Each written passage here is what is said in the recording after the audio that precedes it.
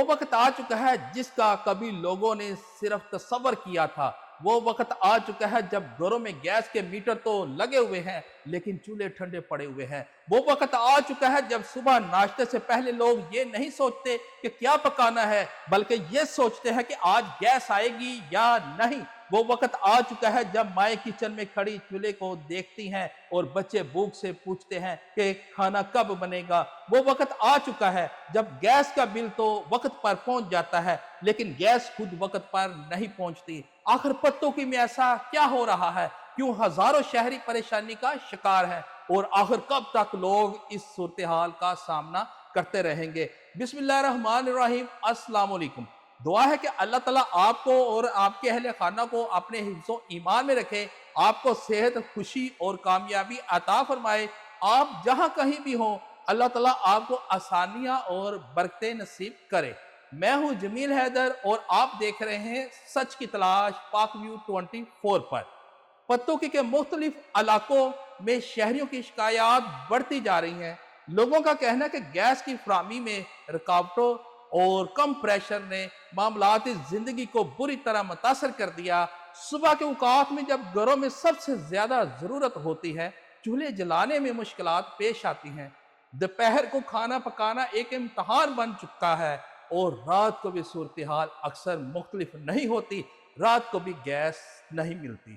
لوگ انتظار کرتے رہتے کہ شاید اگلے چند منٹوں میں گیس آ جائے، لیکن کئی بار انتظار ہی ان کا مقدر بن جاتا ہے۔ سب سے زیادہ پریشانی ان گھروں میں دیکھی جاتی ہے جہاں بچے، بزرگ، بیمار افراد موجود ہیں۔ ایک ماں جو اپنے بچوں کے لیے ناشتہ تیار کرنا چاہتی ہے، ایک بزرگ جو وقت پر کھانا کھانا چاہتا ہے، ایک مزدور جو پورا دن محنت کے بعد گھر واپس آتا ہے، سب ایک ہی مسئلے کا سامنا کر رہے ہیں۔ گیس کی غیر یقینی فراہمی نے زندگی کے معاملات کو متاثر کر دیا ہے اور عوام کے صبر کا امتحان لیا جا رہا ہے۔ یہ مسئلہ صرف گھروں تک محدود نہیں رہا، تندور، چائے خانہ، چھوٹے ہوٹل اور دیگر کاروبار بھی مشکلات کا سامنا کر رہے ہیں۔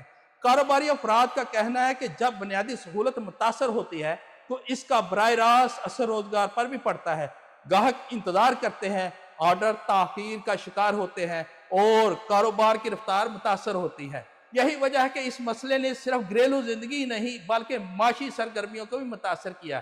سوال یہ ہے کہ آخر اس صورتحال کا حل کیا ہے؟ عوام یہی چاہتے ہیں کہ انہیں واضح معلومات فراہم کی جائیں، مسائل کو سنجیدگی سے لیا جائے اور ایسا نظام بنایا جائے جس سے لوگوں کی روزمرہ زندگی بار بار متاثر نہ ہو، کیونکہ توانائی صرف ایک سہولت نہیں بلکہ زندگی کے معاملات کو چلانے کا بنیادی ذریعہ ہے۔ آج پتوں کی ہر گھر سے ایک ہی آواز سنائی دیتی ہے، لوگ یہ جاننا چاہتے ہیں یہ مشکلات کب ختم ہوں گی، حالات کب بہتر ہوں گے اور وہ دن کب آئے گا جب انہیں صبح اٹھتے ہی یہ فکر نہیں ہوگی کہ آج چولہا جلے گا یا نہیں۔ یہ صرف گیس کا مسئلہ نہیں، یہ ہزاروں خاندانوں کی روزمرہ زندگی، ان کی پریشانیوں اور ان کی امیدوں کی کہانی ہے۔ ناظرین اکرام، ملتے ہیں نیکسٹ ویڈیو کے ساتھ۔